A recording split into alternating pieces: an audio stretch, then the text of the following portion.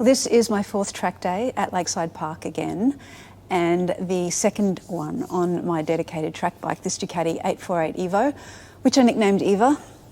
That was a sensational day, and so in this video I'm going to share with you what I focused on, what I learned, how I'm getting along with Eva, and also, just in case you're new to track riding or new to Lakeside Park, there's also a full 15-minute session on board Eva with me.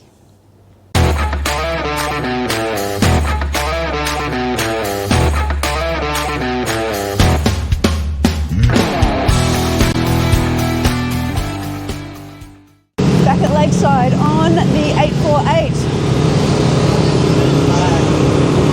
for its second track day. First track day was a bit of a disaster. Quick shifter was messing with ignition cuts even when I wasn't using it, so I've taken the quick shifter out of the bike.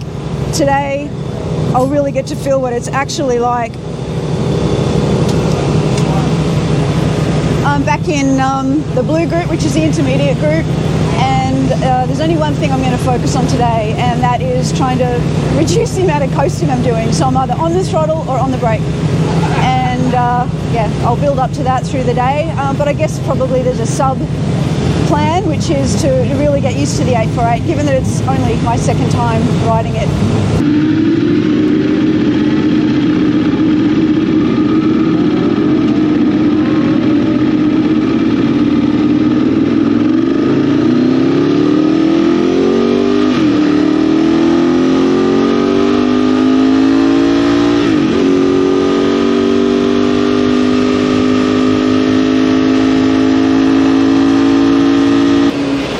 Two sessions done. I forgot to record the first session, but it's really just a warm-up and finding a groove anyway.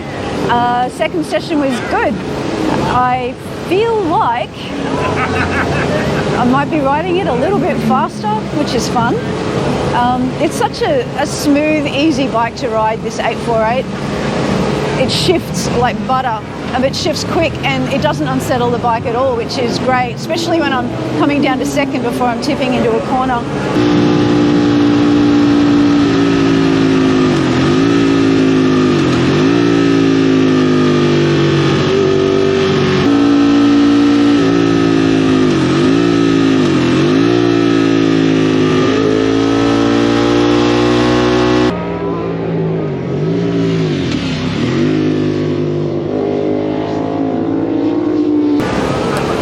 Fully warmed up yet, like I'm not really getting my body working the way I want to, so I might focus on that in the third session. And then at the same time I have been thinking more, or at least observing where I might be coasting on the track rather than, you know, being on the throttle or on the brakes. So that was my goal for the day, is to try to figure that out and reduce it. So session 3, yeah, get my body more into a groove, and also start working on maybe braking a little later, staying on the throttle, braking a little later, and then smoothly getting back on the throttle on corner exits, maybe just a little sooner than I have been. Yeah, this is heaps of fun. Now, just in case this is helpful, let me emphasize how useful it was spending an entire session simply observing where I was coasting, where I was rolling off the throttle, and where I started applying the brakes. Brett, who is my mechanic and a motorcycle racing and track riding veteran, he suggested that I do this first instead of just diving straight into changing things, and he was absolutely right. Just paying attention took the pressure off, I guess, and the changes started to happen just naturally by themselves. Before the third session was over, without even trying, I was already going 10 kilometres an hour faster through some turns, and also about 20 kilometres an hour faster on the main straight and on that back straight that's between the bus stop and Hungary, if you're familiar with Lakeside. So it is true, where attention goes, energy flows. Now, I don't have much footage of the third session because my GoPro drooped. But up next is the full fourth session. For me at least, I get a lot out of watching other people's full sessions. Not so much to copy them, but really just to get familiar with the track, or maybe to watch their lines and their braking and shifting and tipping in points. More just to see the range of possibilities, I guess. Now, I am not showing you this to demonstrate how to ride on a track because I am still very much a novice. It's really just to share another onboard point of view around Lakeside Park Raceway.